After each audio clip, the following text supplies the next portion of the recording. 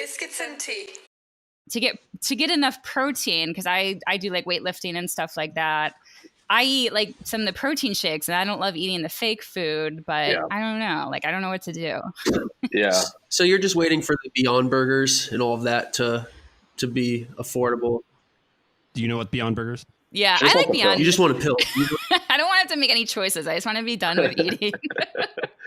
Well, in our last podcast, I think this was the last one. Maybe it was one before. We actually went to go find out how much, because we've been talking about the pill diet for like 50 years, 60 years. I don't know how long we've all been saying. Oh, brilliant over there, Mr. He's a goalkeeper. He's a goalkeeper, so he should be good with his hands. But we discussed. We wanted to know what's going on with the food pill. Like, how come we don't have that yet? Where is the science going? And we do actually have it. What the issue with it is that it's not good. It doesn't taste good, or it's not good for you. Yeah.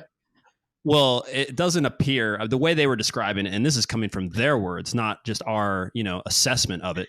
You have to take, I believe it was 50 pills in a day, right, guys? Yeah, it was something crazy. I think something crazy every hour, every 2 hours, and you're only getting by the end of the day like a little over 1,000 calories. And so they said that it promotes, good weight loss, but really, obviously, most humans are going to do more activity than 1,000 calories a day. So it's just not there, and But I'm all for lab-grown meat. I'm really excited for that because a lot of vegetarians are grossed out by meat in general. I'm not. If it wasn't for my health issues or sustainability issues, like I would eat anything. It doesn't bother me.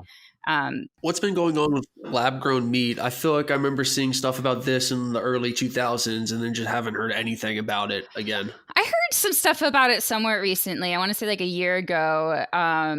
But I don't know. I just heard that they're like testing it or successful, but I don't know in terms of distribution or how close we are to buying it. Yeah, on that, I've been trying to look at different, alternatives, like plant-based meat and things like that. And on Instagram, there's a company called Nugs. I don't know if you guys have heard of it yet. It's just chicken nuggets, but they're have 50% more protein. They're all plant-based. There's no meat in it at all. And it was like you can get 4 pounds of them for $45, I think it was what it was. So it comes down to like 45 cents a nugget. So it's a little, obviously, but I was like, I'm going to give these a try because they actually had really like natural and really good spices, smoked paprika and things like that. I was like, okay, well, maybe they really are going to taste better because a lot of these things I've noticed they do taste better because you have the chefs trying to find different ways to make these things taste good. Whereas, like, if you just go to a burger joint, they're just going to slap it down, put salt and pepper on it, and then people just eat it. Where, I'm really big on spices, so I'm excited to try them out. I've actually messaged them to see if they're interested in potentially being a podcast sponsor, and maybe we can start promoting it because I do see a lot of benefits. Yeah, I like the Beyond Meat, the beef crumbles. I think they're really good, and I was eating them all the time. And then with the AIP diet, I started eating real beef. And then when I went back to it, I was like, oh yeah, I could see how people don't like that. But I think you just have to get used to it, honestly. Because I was like, at first I was like, oh, I like the real beef better. But then just the more I kept on eating it, I was like, actually, I like this better. It doesn't feel as heavy. I just think people got to get used to it. Like it's, I don't know. I don't care that much about food. Like I'm a foodie, but I don't know. I just want the pill. Like I said, I don't want the with your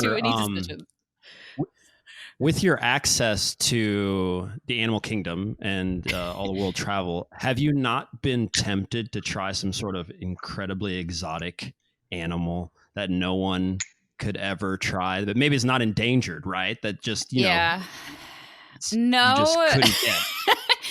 I haven't really had that opportunity, to tell you the truth. And so most of my travels have been in Africa, and they mostly eat like goat and then like veggies or beef and veggies. They don't really have that much exotic stuff.